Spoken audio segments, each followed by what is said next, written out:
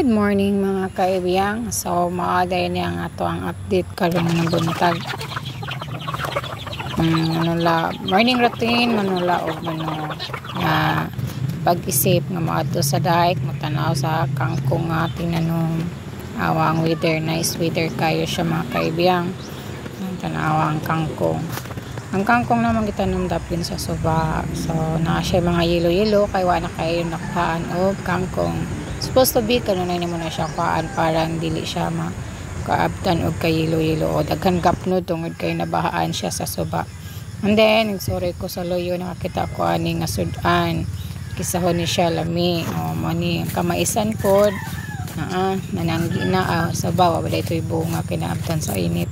Gusto pod ka nga mohag kamuti o napoy kamuti gagmay na malibre ra jud ka kung magkugi ka diri sa imo ang mga pang libot ni mga probinsya sa kinabuhi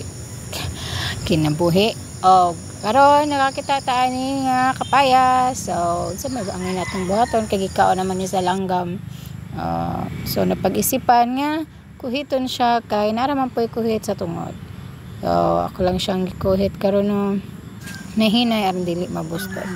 Wala may malaing musalo ako raman paningkamot kit ibiyang kay ikaw raman di naginasara sa wala jud laing musalo ikaw ra gyud sa pili di mo lalima ikaw ra see nawa na siya make sure gyud nga dili siya mahulog sa yuta aron dili masayang. So kanaw na ning kamot siya nawa wow, very good.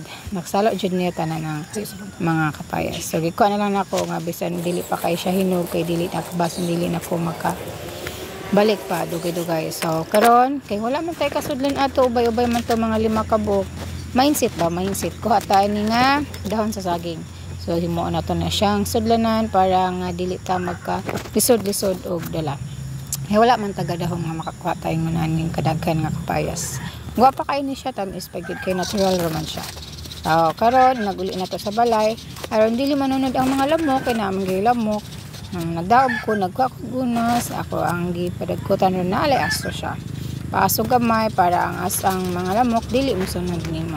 Charing, o karon mo na nasura. Gamay rapod. Aron lang yun nga mahang lamok, dili mo sulod sa imo mo na siya.